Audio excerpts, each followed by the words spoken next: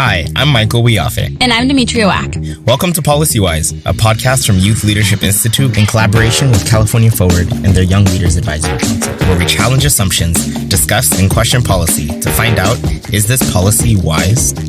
Each episode, we invite current and rising policy leaders to discuss current events, social issues, and political topics in order to promote youth voice and establish a model of intergenerational policy discussions. Dr. Weinberg, is that correct? Oh my God, Micah, please. Okay. Micah's like, Micah. Yeah, We didn't want to make the mistake. it's fine. I make my dad call me Dr. Weinberg. That's so funny. Okay. That is such goals. That's a legend right there. Okay, we ready to go? Yeah, let's do it. For the past 8 years, private, public, and civic leaders from across California's diverse regions have come together to discuss regional approaches to economic problems that Californians face. As we approach the 9th annual summit in December, equity, environment, and the economy have remained at the top of the state's agenda, along with a special focus on structural racism, the economic impacts of the pandemic, and the climate change crisis. Also this year, special attention will be given to California's youth. After the overwhelmingly positive response to the youth panel in 2019, California Economic Summit California Forward created a Youth Leaders Advisory Council. The council consists of 20 young Californians from diverse backgrounds across the state who aim to increase activation in policy discussions among younger generations. They will be discussing this year's California Economic Summit, the California Youth Advisory Council, the ways in which youth voices have impacted the state's economic concerns, and speculate how increased youth involvement in the summit will impact California's future priorities. With us today, we have Jade Magaña and Micah Weinberg. Dr. Weinberg is the Chief Executive Officer for CA Forward. This cross-sector civic leadership group is committed to producing prosperity for all Californians in all of the state regions and to improving government performance and accountability. Prior to joining California Forward, Dr. Weinberg was president of the Bay Area Council Economic Institute and was a senior research fellow at New America. His writing has appeared in diverse outlets from the New York Times to Policy Studies Journal, and he has appeared on Fox News and NPR. Dr. Weinberg also earned a doctoral degree in political science from the University of North Carolina at Chapel Hill and graduated with honors from Princeton University with a degree in politics. He also currently serves on several boards, including the board of the American Cancer Society and the advisory boards of the Insure the Uninsured Project, Hamilton Families, Rise Together Bay Area, and Covered California for Small Business. Micah, is there anything you'd like to add to your introduction? And can you tell us the purpose of the Economic Summit and maybe some specificity on 2020?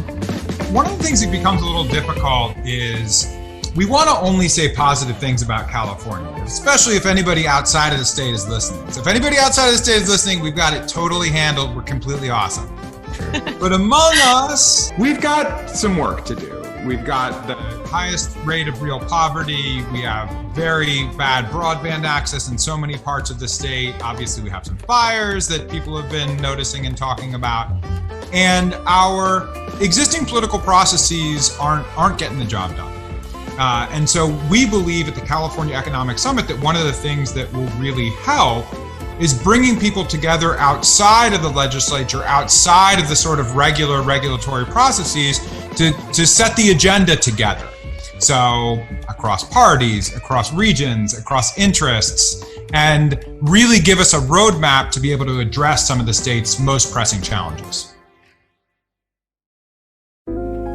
Jade Magaña is a student at UC Riverside graduating with honors with her bachelor's in political science and international affairs in the spring, and she will attend law school upon graduation and pursue a career in civil rights and education law. Currently, she's interning for the United States Department of Justice Disability Rights Section. Jade developed her passion for education and housing policy through her internship at California Forward. As a Loveridge Fellow, she aided CA Forward in the development of the California Dream Index and is engaging in working groups in preparation for the summit. Prior to that, Jade spent time as a legal intern for the Inland County's Legal Services, where she assisted attorneys in providing clients with public benefits. She is the proud daughter of immigrant parents from Mexico and dreams that her work will provide lasting opportunities and protection to individuals who have been mistreated. And Jade, would you like to add anything else to your introduction? And can you tell us why youth voice is particularly important to economic policy discussions this year? I don't have anything to add to my introduction. You did a great job. But I will say there are many reasons why youth voice is particularly important in economic policy discussions. Since the pandemic, we have seen that youth have been disproportionately hard hit by the coronavirus economically, we are more likely to work in the sectors that are the most impacted, like food, retail, transportation. Because of that, we should be involved in economic policy. We are also coming out of college or entering a job market that is declining, and that also affects youth at its core. When we talk about growing college debt, I'm sure we all have our fair share of debt, but the amount is just unprecedented and that youth are having to take on. And these are all examples of economic policy that affect youth. I also don't want to get too much into home ownership, but a lot of youths are renting, and that is an economic issue. I remember when I was in college, now I'm back home, but while I was in college, I shared an apartment with 6 girls, and it was a very, very humble apartment, and we were all paying way too much for rent. So I just think that these are all issues that have youth at its core, and youth renters are more likely to lose their job. We don't have that job security, or our jobs are all entry level. So these all highlight reasons why youth voice is important in economic policy. Thanks, Jade. And you highlighted a couple of issues that I think are really important for us to touch on. I'm sure that we will. Diving into the episode, I also lived with 7 guys in a house in San Diego. Back when I was at San Diego State, it was a lot of fun. It was a lot, and we were all paying quite a bit for rent. Definitely the majority of expenses went to housing. And for college students specifically, that's kind of something we need to take a look into. So we're extremely happy to have you both with us for this conversation. Thank you for joining us. We're excited for the upcoming Economic Summit that will have not only an incredible lineup of speakers, but also topics that are extremely relevant to the recovery of California from this pandemic, and also the kind of the injection of youth voice into the discussion and the creation of policy. So Micah, kind of going off the heels of last year, what was the response at the summit after the youth conversation last year? And why has this encouraged California to start a youth council? So it was the most popular thing that we did by far at the entire summit. I like to imagine that like people, want to dive ridiculously deep into, cradle to career education policy with a bunch of other policy wonks. And they kind of do, right? There are a lot of people that are engaged, but they also need to be reminded, why are we doing this, right? We could be doing anything, right? But we get together because of the stories of the people that have made California their home, the stories of the young people like the ones that we had on stage that bring all of their passion, all of their hope, all of their challenges, all of their frustrations to the fore. And so we had a really great conversation there, but elevating youth voice is good, and I'm glad that people do that, but that's not enough for us at California Forward.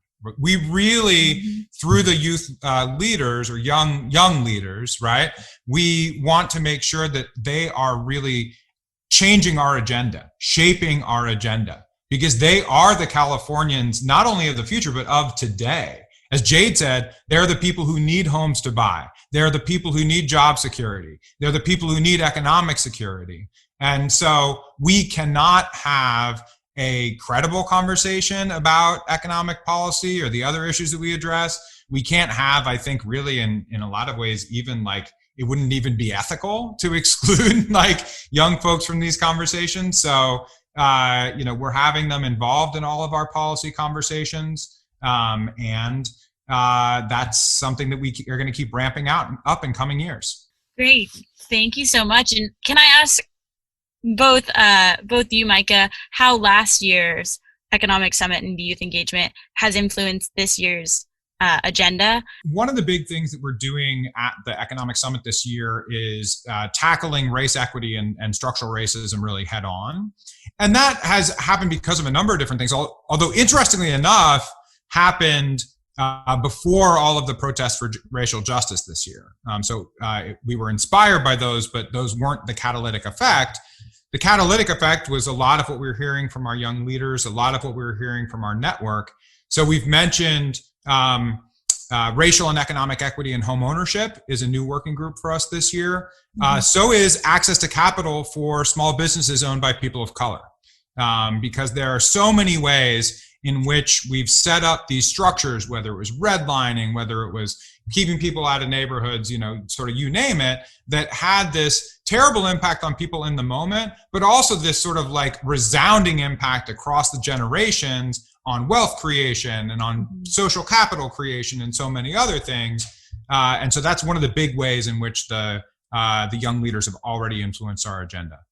And then Jade, do you want to add anything about what the Youth Advisory Council is doing right now to also influence that agenda this year? Yeah, something that you mentioned earlier I wanted to touch upon, which was that all these protests that we're seeing kind of were not like only the main agent to this change. And I remember, like, I'm sure many youth can relate to like this being the first time that at least we've seen so much division. And, whenever I talk to people about it and their feelings, they're always like, oh, but like youth are our future, or like these kids are gonna like make everything better. And that also gives me hope, that because I feel the same way when I look at my peers, that like we're all going to collectively, like, even though there's so many different issues that generations either inherit or just have, I think like we're all going to be able to have like that place and do our part to just make it a little better. And working together is definitely essential in that process.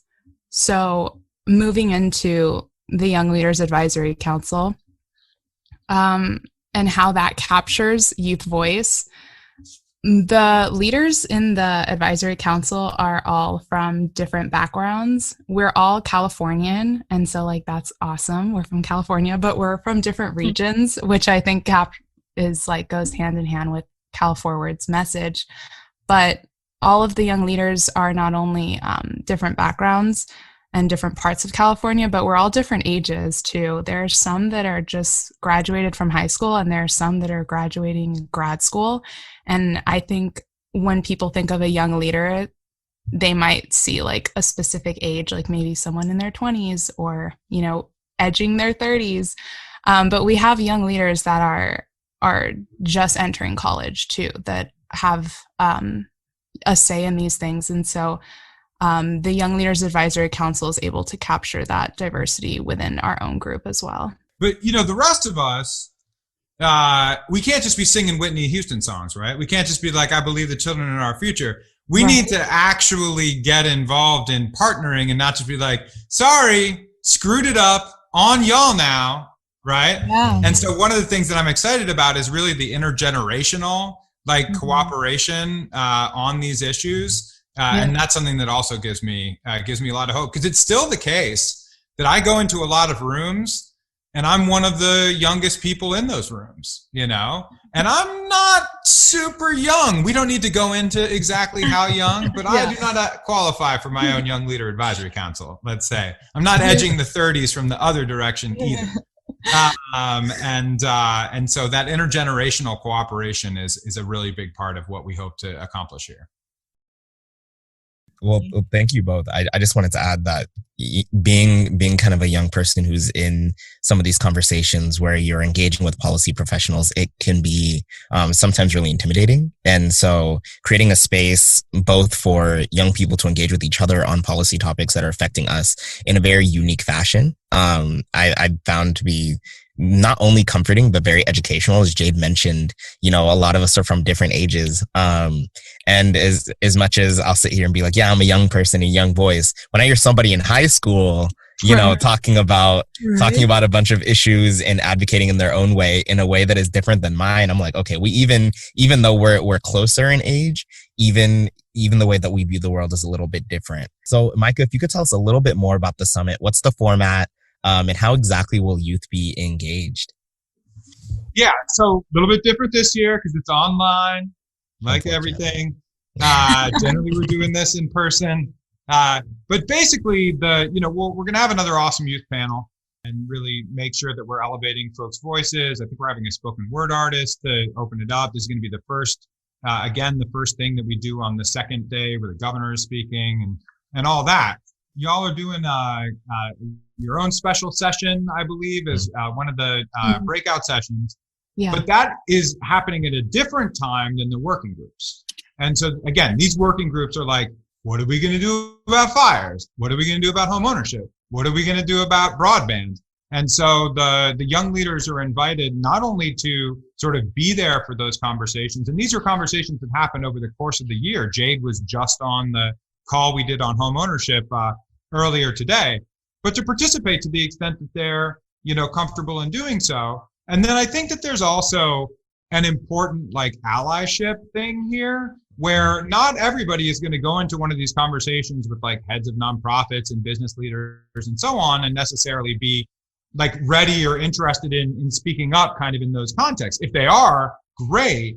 But one of the things we also try to do, as folks like myself who are a little bit more seasoned in these conversations is talk to me about what your concerns are so that I can bring them to conversations if you don't feel comfortable, participating in them, or tee you up in a good way. And so that's something that's really important for us. And infomercial, we want you, the listener of this podcast, to come to the California Economic Summit. Go to our website, cafwd.org, sign up for the summit, and request a scholarship. And make sure, when you're reaching out to us about the scholarship, to mention PolicyWise, the podcast that you're now currently listening to. Well, thank you, Micah, for that little plug. We definitely appreciate that. Everybody, please sign up for the Economic Summit coming to us very soon. Check it out. Perfect. And sign up for some scholarships too. Yeah. Take a hold of those. And of course, listen to this podcast. Right. Yeah, because, finances shouldn't be a barrier to participation. We want everybody there. We want folks really work hard to get folks from a variety of different backgrounds, they're rooms that aren't just apparently diverse, right? But genuinely diverse in terms of lived experience, in terms of where people are from, in terms of the lives, because we can't, again, it's not even it's the right thing to do, I think, morally, but it's also how can you engineer, just technocratically, because I'm a little bit of a technocrat, how could you engineer a good policy solution without understanding what the parameters are, right? Without understanding the lives of the people that you're trying to help. And you can't assume that. If you don't know, kind of shouldn't be talking about it, right? So you need to bring those voices in, even just from a technocratic standpoint, so you can make sure that you have the right solutions. Yeah, nothing about us without us, right? Exactly. Love it. So Jade, I was wondering, what are some of the ways in which the council is preparing for the summit this year? So the council's preparing in many ways. I know Micah mentioned that we do have a few events of our own, which is amazing. So we have an associated event that the entire council is working on. And then we also have a main stage event where we're going to have a couple speakers, being Michael and I, and Ellie. So we're going to be, surprise. So we do have that main stage event that we're very much looking forward to, and we're preparing. We have meetings. We're working to see what we want our audience to walk away with and how we can express our message in a way that's impactful to everyone at the summit. That's the main stage event. The associated event is really awesome. It's more comprehensive. So Micah mentioned that they have these working groups that are talking about, amazing things like strengthening minority owned businesses and community investment. And so what's amazing about this advisory council is that we're able to sit on these discussions. And Micah just mentioned, I got off a discussion on home ownership, and I obviously I was a little lost, but it's cool because the Cal Forward team, I'll message David or Patrick and I'm what did they say? What is this law that they're talking about? And everyone there is there to help. And so I think it's definitely a two-way street. We're able to teach them things that maybe they're not talking about, or how we feel about certain topics. And then they're able to teach us like, these are the laws, or like, this is what we're voting on. So that's been really awesome. And so each young leader is able to sit in on these different conversations. Mine is housing. There's one on broadband and cradle to career. So these are all different topics that youth are able to work in. And we're actually at our associated event, we are going to present our own policy advice and implications and how we see that, and give our own advice. So these are all amazing ways in which we're going to be participating in the summit, and everyone should be there. I'm going to be speaking. You can hear my voice again. Michael's going to be speaking. Ellie, it's going to be amazing. So and you can see excited. people live and in person. We're doing we just met with, we got like professional producers, and it's going to be, it won't be your, sort of regular Zoom event. There's going to be like rooms for networking and like all kinds of different bells and whistles on the platform. So you're talking, Jade, about getting the, young folks involved in these conversations, but young or old, it's hard to get engaged in California public policy. Because all True. Like the rabbit hole like goes so deep in housing and anything that it's like, I guess a lot of people are listening to this, so I should realize this is on record, but honestly, millions of people are listening right now, and they're getting told that, like, even I'm like, I guess I kind of understand a lot of this, but like every policy area, we were talking about home ownership, right?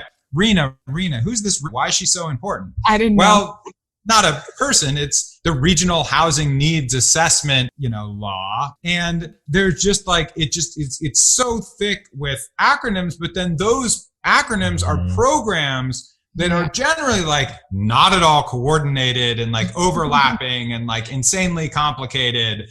And so it can be pretty frustrating, honestly. But we try to do as much as we can to demystify that for our young leaders, but also for the broader audience that's engaging with our work. I will say, I interned for California Forward over the summer, and I would, as an intern, this is before I joined the council, but I was so lost. And I remember having one-on-one calls with like amazing people, just smart individuals. And we would talk for 1 hour, and I would just have more questions and be more lost. And it's just understanding that everything is so interconnected, which there's a lot. And so I really appreciate that the youth voice is being taken seriously, and that we're able to be a part of the decision. Like, not just we made a decision, this is how it's going to affect you. It's like we're able to say, hey, can we do something different? And everyone's so nice about it, like they understand. They were all there. So no, I really have to commend, like, as a youth and then as a Californian in general, just like how accessible that the platform is, as well as like just how accessible I feel like California Forward has been in like the general dialogue that we can have, in the sense that I don't feel like I have to, sound super smart or act a certain way when I'm on this advisory council, and that like I think it's done a really, really fine job of making people's voice feel valid. And like, I think that's the goal of like this podcast or like other platforms. And I hope that's what people who attend the summit walk away with, is that, oh yeah, my voice is valid. My opinion does matter. And I'm able to learn a lot and reinforce those beliefs or change them. So yeah, thank you. Thank you for your work. Yeah. And I think what I've noticed, exactly as you mentioned, Micah, that California has like some of the most complex like policy intricacies ever. And I spent my summer as an intern and now work part-time at the Public Policy Institute of California. And these are fantastic researchers, experts in their fields. And even still knowing that there's so much to learn because things change, right? So we could be talking about one super complicated policy that went through like a major overhaul 4 years ago, and then now you have to relearn it and start all over. And to that same vein, something that I think we've been doing on this podcast and really realizing through conversations just like this is that you can easily come into contact with somebody in a completely different generation as you that is completely passionate about the same issue and same topic that you're passionate about as a young person. You're approaching it from different generations and possibly different angles, but you realize that you have that shared passion in tackling the issue together. And as it pertains to, policy intricacies, one person's going to know all the, 20 years ago, this is how it was, and it went through this reform, it went through that reform, but the young person is going to know kind of how it impacts them today. And I think once you kind of see the impact that it's having on people, but also the details and what's creating that impact, I think is where you're kind of able to really utilize the youth voice. So I guess the next question that I want to ask is, the Economic Summit is really kind of around this roadmap to a shared prosperity. Micah, would you like to tell us what that kind of means and what does that entail? And maybe Jade, if you might want to pick out some of those elements of the roadmap that might be specifically geared towards youth, or maybe ways in which youth might be able to be affected. Mm-hmm. Yeah, I want to talk a little bit about regions in this context, right? Mm-hmm. Because, California it's like any other state. It's an arbitrary set of like lines drawn on a map. And there's a lot of stuff in those lines that has something to do with each other, right? But like, LA and everything that LA is, and like Northern California and everything that it is, these are different places. Central Valley. And the Valley, and the Bay Area, and San Diego, and the Inland Empire. I mean, we'll shout them all out, right? We've always put on the Economic Summit with a group called the California Stewardship Network. And these are regional leaders that run organizations like the Central Valley Community Foundation, organizations like the Bay Area Council and the Silicon Valley Leadership Group here in the Bay Area that are committed, again, to this like idea of social equity, environmental stewardship, and economic growth. So one of the things that we've been doing recently is what we call our Equitable Economies project. And so there we bring people together, from authentic community organizations to business CEOs, heads of government agencies and so on, to have a fundamentally different conversation about how do we build a different economy to get a different set of outcomes in the regions that we live. A real inspiration for all of us is the Fresno Drive effort, being led, among other people, by Ashley Swearingen, who's the incoming co-chair of California Forward. We've been doing efforts this year in the Salinas Valley, northern San Joaquin Valley. We've been working with the folks in the Inland Empire and elsewhere to say, like, look, a lot of these, not only is there too much poverty in our state, but so many of these economies are structurally racialized, right? And that just means, you've got one sector of the economy that happens to be one ethnicity and the other sector of economy that doesn't. And like, this is not a coincidence, folks. Yeah. This isn't just some like random thing that happened, right? Yep. It's structures that created the outcomes that we have. How do we dismantle them? And how do we build something different? And we're really focused a lot on the, how do we build something different? And that means being informed by people's lived experience on the ground, elevating these authentic community organizations as equals in the conversation, but then also making sure that it's informed by how do these business sectors actually work? What is a good economic strategy here? Like, how can we grow the economic pie? Because we're fundamentally about growing the economic pie in a way that shares that prosperity much more broadly than what we've seen in the past. Wow. I feel like I just had a whole lesson and that was incredible. Like, I'm over here basically taking notes like, oh my goodness, this is all good stuff. I'm like, preach, Micah. It's not a coincidence. You tell him. Exactly. I think there's so much in that. I will say, I kind of see the drive to like this new Young Leaders Advisory Council that was created, and we're able to inform certain working groups and policies that you're working on, but how like even just outside of this, like in working on other projects to ensure an equitable economy, that Cal Forward is working with like organizations that are, the same thing, like boots on the ground, who's being affected, have them be a part of the conversation. So that's really nice to hear that it's not just like, oh, we're going to have, youth. It's like everyone that is involved gets to speak. I also like how you highlighted just how most of these things are racialized. And I think at least amongst youth, I've seen a huge call that like that is something that's number one on our agenda of like what affects us and what makes us feel passionate and what we want to incite change is that it's cool that we share the same passion on that topic. Yeah. But I mean, and then it gets like complicated, but then you have to help people, bring their lived experience to these things. It's like, it gets down to things like maybe we should have more industries that operate in tradable sectors if we want to grow, our economy versus having, primarily a service oriented like regional economy. Right. But how do you do that? Right.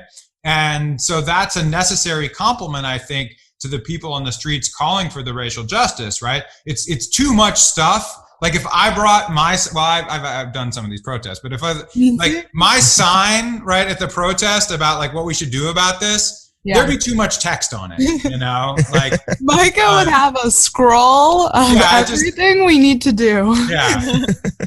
Maybe I could just get, like one of those road signs. It'll blink out different things. So with that, like, and like the economic summit and the things that like we should do, what are some of like the past concrete changes that have come out of past economic summits? And then also what do you expect to be like the goal? Like we have like some goals in mind. What are some concrete things that we're looking for coming out of this year's, or is that yet to be shaped? One of the things that was a big outcome of our work in the past is something called the Strong Workforce Program. And what that is it basically says that, especially at community colleges, but also basically at all institutions of higher learning, we need to make sure that we are preparing the young folks that are entering these institutions for high-paying jobs of the future and connect them with the employers. And so it ended up being a whole like $250 million program that's been implemented over a course of a bunch of different years. But that's an example, right? And it's an example that's tied very much to shared prosperity. Like, how do you get somebody a job with a career pathway, with upward mobility, with in one of the industries of the future? And that's been a big thing that we did, and that involved legislation and budget allocations and all that stuff, right? Yeah. So that's an example. This year we're really focused on a number of different areas, but one of them, let's talk a little bit about wildfires, right?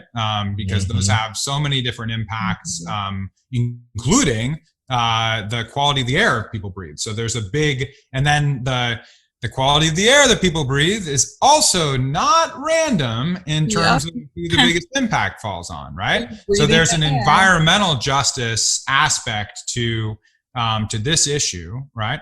And so we're building on our call to action from last year, and we've been really excited. When you call people to action and then they actually do it, right?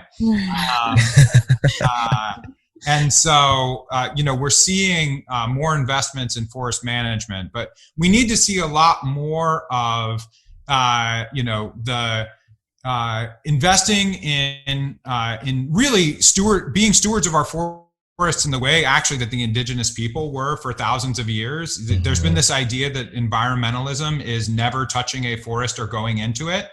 And so, one of the leaders of our work is Bill Tripp from the Carrick tribe. And a big thing that he's talking about is prescribed burns and, actually the necessity of really managing these forests. And we've got we've dug ourselves into a pretty crazy hole through doing fire suppression for 100 years. And then of course, climate change doesn't help. Side note, it drives me crazy. We're having this conversation right now of like, is it climate change or is it forest management, when that's an argument of two true things? It is both of those things. Why are we arguing, right? So there are more dead trees because of climate change. The fires are more intense because of climate change, but they're also crazy intense because of the amount of forests that we haven't managed. So we're really building on that call to action, being again influenced by a broad range of stakeholders, from indigenous folks to leaders of industry to people working at the Glenda Humiston, who works at the University of California. And there's a lot of great stuff we can do. And then I'll wrap it up. I mean, that I get I get on like I care about this. Yeah, go That's for on it. his soapbox. Go Yeah. for it. We're here for it. The like holy grail here is that we manage these forests in a way that creates good jobs for the people in the rural areas that desperately need that economic opportunity, right? And then we pull the next generation wood products, right? And we turn those into housing that we need in our urban areas. And a lot of places, Portland has done a much better job with this. We have a lot that we could be doing here, but we can actually build like relatively tall buildings that are more resilient to earthquakes. And interestingly enough, actually with these next generation wood products, more resilient to fire than the current buildings that we're building. So like there's a way, like so many, I don't know, maybe there's a little bit more hope today. I won't get political on this podcast, right? Like, No, that's great.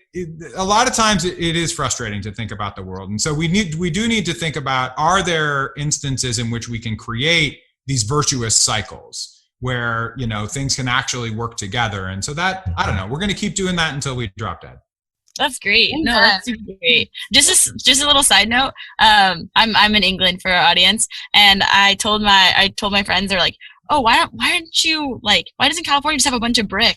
You know, like, what are you guys doing? And I was like, earthquakes. And they're like, oh yeah. And I was like, yeah, I don't know what to do either, but that's great that they're coming up with something. I just wanted to say that literally what you're describing, Micah, is the work that is being done to advance the future of California. I don't know how else to phrase it other than this is the future, you know, kind of things that we need to be involved in, not only so that we understand it, understand what's going on, understand the processes that are kind of occurring in order to create policies that are going to provide a better future, but so that we're kind of able to seamlessly carry the baton. Because I'm sitting here and I'm like, oh wow, great, we have Micah to handle these, right? But then I just say some stuff. but you know, some of us are gonna have to carry that mantle. So I'm glad that you're involving young people in your work. I think the way that they're going about it is just, I mean, we're going about it like everyone's involved in it, and we're being able, as Michael said, like pass the baton on, and pass those practices, those inclusive practices and those equitable goals on, because we need one another. You know, at the end of the day, we all need each other. Yeah. And something that you brought up earlier, Jade, is how kind of the experience that you had in the internship and I think on the Young Leaders Advisory Council, you start to see how interconnected everything is, right? How intricate all these different kind of topics are. However, I think something that I've noticed is that even though they're so interconnected, some policy folks don't want to act that way and kind of stay within their own policy silo and not talk to each other about these. So I'm really curious, both Jade and Micah, how have you experienced this? Jade, is this something you've seen too, where you're really wondering why the person from housing isn't talking to the person to help, like talking about healthcare and understanding why they're coming up with, I guess, seamless policies between two different areas? Definitely. I think a lot of the times they're like, you know, there's a common question that is like, what is your policy interest? And I feel like no matter what you say, they all kind of just go into one another. And it's like, you can't talk about, you know, housing without talking about education or healthcare, and just like how all those impact one another. And definitely it's strange to hear a policy conversation that doesn't include like other topics. Like, are you going to talk about, you know, the trees that you're going to cut down or things like that? So definitely something that I picked up on and I saw when I first entered into this policy world. It's been interesting to see more people understand this. Like the healthcare industry has gone really big into economic development because it turns out economic and social capital is health, sort of full stop. And so Kaiser Permanente and Blue Shield of California and the California Endowment and people that have primarily been thinking about health have started thinking and acting and engaging a ton on economic development. But I want to kind of, I don't know, let's say just one more beat on the whole multi-partisanship thing, right? Because there's one, view of our country that we're hopelessly divided and like all hate each other, right? And actually, it's amazing to me. We talk about a lot of topics. And there are more Republicans in California in terms of raw numbers than there are in almost any other state, right? And there are whole areas of the state, really important, really huge areas that, where our energy and food and other, essential things are produced that are controlled by Republicans. So it's very much like, you need to be bipartisan, you need to be multi-partisan. It is amazing to me how infrequently that actually even comes up, because we're having like these really hardcore, like serious in the weeds policy conversations. Much more often it comes up like, here's my sector interest, or here's like my industrial interest, or here's like, but like, it's actually shocking to me how infrequently we've got a leadership group, and I happen to know what people's parties are, because that sort of thing as the CEO. But like it's shocking to me how infrequently that comes up, given the picture that's being painted of our country as being hopelessly divided. And the truth is that, like you mentioned social media, Michael, and there's so much that's wonderful about social media, but social media nutpicks, right? Which is it's like, here's the craziest person associated with this whole big group, right? Like the guy who came like with the beer barbecue like shirt and started yelling behind that is not representative of the broader set of people in the Republican Party, right? Exactly. Not that there aren't important ideological differences that need to be like worked out through our process, right? But it is surprising to me, how much like Republicans from Fresno and Democrats from the Bay Area, it takes a really long time for these like ideological, commitments to even come up in a lot of these conversations. That's a very good point. I think, very few times actually does party preference actually come up in conversation in these policy, topics. It's kind of a little bit more nuanced than that. But I think media definitely, and social media, you kind of only see and interact with what you want to see and interact with. And if it's kind of outside of your bubble, then you'll either just scroll past it, or it'll never show up, or something along those lines. Even if it's unintentional, you might end up never seeing anything that you don't want to see. Yeah, exactly. And so I think that's like, I think this is a whole nother conversation that we might need to have, and I know we're running out of time here. But really about you can come back. I guess we should probably follow up with a kind of like a call to action and what you both might recommend to our listeners as far as how we kind of talk about how they can get involved in the summit. They can sign up, they can get scholarships. That's great. Is there a way that you think that youth should be engaged in another way or another outlet, or any recommendation that you have for youth right now and how they can be more involved in policy discussions? Wow. I feel, I'm just thinking, I think my number one thing for like youth being involved is understanding that they do bring something to the table. And I think a lot of the times we might feel like, I don't understand something, or I've never been here before. But just knowing that like you as a youth and your experiences and like your cell phone and your social media and the school that you go to, the books that you're taught out of, like everything that you go through is just as important and like should be shared with other people that are making these decisions for you inherently. So I think I want youth to be able to understand that and believe in themselves and just be like, okay, like I do have a place here. I know, like when I was first getting involved into these discussions, the way I felt, I could only explain it as like sitting at the big kids table. And like, that is not how like you should feel or like how it should be. You definitely have a place to be. And I feel like I've been able to find that recently with, my peers, this council. Like it's it's really awesome. And I want everyone to be able to get that out of the summit, like as a youth. For people who aren't young leaders, maybe they're young at heart, right? But like people who aren't physically young, right? I would want them to understand that these intergenerational conversations are normal and they should be taking place. And, you know, what's not normal is excluding young voices, and that it's, I also think that we should understand that the world is changing so fast, and, you know, everything, you know, the world that someone grew up in is very different from how it is today. It's not just like, oh, you have a high school diploma and like you get a job with a pension and like, you know, you can buy a house and have funds for a whole family. Like it's very different, and they might not understand that, and that's fine. One day we might not understand the future.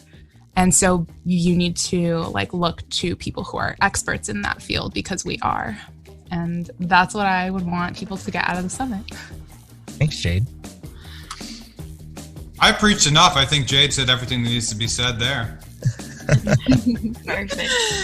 Well, thank you both so much for coming on the podcast. It's really great to hear from both of you, and also just really encouraging to hear the intergenerational conversation, and just like a really positive people, and makes me feel really comfortable with the future. So thank you both. I think that was fantastic. We hit so many different important parts of this conversation. Just want to thank you both again for joining us for this, and to the listeners, stay tuned, register for the summit. If for whatever reason you're confused or you need a link, feel free to engage with PolicyWise on social media. Send us a DM, and also you can send us an email at policywise@yli.org. This was a podcast recording of PolicyWise. We are your hosts, Michael and Demi. PolicyWise is a production of Youth Leadership Institute in partnership with California Forward and their Young Leaders Advisory Council. Jared Ramonos produced this episode, and the music was created by Ian Post and sourced from artistlist.io. If you want to find more great youth content, check out yli.org, and be sure to subscribe to PolicyWise on iTunes and Spotify, or wherever you get your podcasts, and leave us a review. It really helps. To discuss this episode, engage with us on Instagram, Twitter, and Facebook at PolicyWisePod, and hashtag your discussion with hashtag PolicyWise. See you next time for more youth voice and policy discussion on PolicyWise.